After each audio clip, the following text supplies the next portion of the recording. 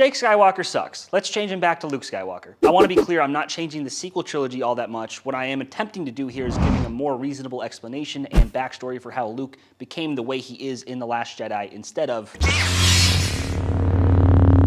yeah. This is mostly backstory between Episode 6 and Force Awakens. In fact, I have pretty much a whole story here that it could be expanded into a trilogy. After the Battle of Endor, the Empire is more or less defeated, save for a few straggling supporters who hide in the outskirts of the galaxy. Han Solo was appointed by the newly elected Supreme Chancellor of the Republic, Mon Mothma, with great support from Senator Leia Organa, to be the head of the task force that specializes in arresting these supporters for their war crimes. Luke, meanwhile, searches the galaxy for Force-sensitive children while still practicing the Jedi ways. Over the years, Han has accumulated medals and awards for his valor in cleaning up the galaxy, while Leia has been elected Supreme Chancellor after Mon Mothma. The two eventually decide to take a step back from their all-consuming jobs and start a family, soon after the Force-sensitive Ben Solo is born. Immediately, they think of Luke, and rather hastily, they decide to give Ben training. They justify this by saying the old Jedi used to train at a young age, and Luke needs a Padawan to grow the Jedi Order again. Years go by with Luke training Ben until he's a star student. Over time, Luke has accumulated more students who are now learning small lessons from Ben, like holding a blaster bolt in midair. Today happens to be a very special day for Ben,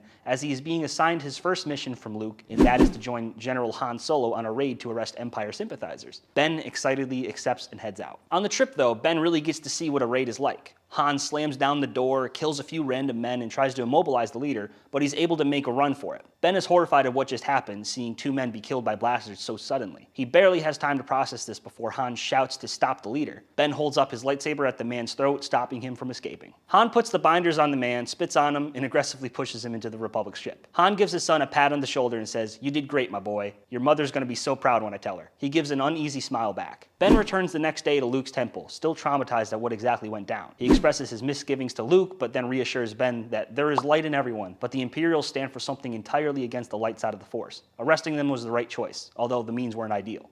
I'll talk to your father. As an added layer to Ben's tragedy, he never sees Han or Leia again after this. While we're here, remember to like and subscribe. It really helps us out. Luke, meanwhile, convenes with Yoda, Obi-Wan, and Anakin for advice. The collective knowledge they all have is basically trust yourself and in the Force, which Luke takes to heart. Ben gets more and more advanced in the Force and grows to be even more powerful than Luke, knocking him down during a sparring session. Over the years, after the incident with his father, Ben periodically questions Luke about the Jedi and tests his faith, even asking about the dark side, which Luke shuts down any mention of. Then he gives Ben another speech about how the light side of the Force is good, or at least that's how Ben sees it, Luke preaching from atop his rock. Ben expresses his thoughts to the other Padawans and gets them on his side. One night, Ben gets defiant after Luke tells him to stay away from the dark side one last time. Ben ventures into the cave on the island and senses all around him danger. But instead of Luke rejecting it like in Episode 5, he embraces it, calming himself in the deep blackness until he sees him, Snoke, an ancient Sith that had been resurrected shortly before the Emperor was killed in Episode 6 as a failsafe for the Sith ways. Snoke tells Ben everything he wants to hear, that the dark side shouldn't be feared, that he must learn all aspects of the Force to become a true student of the Force. He convinces him to recruit as many of Luke's Padawans as he can,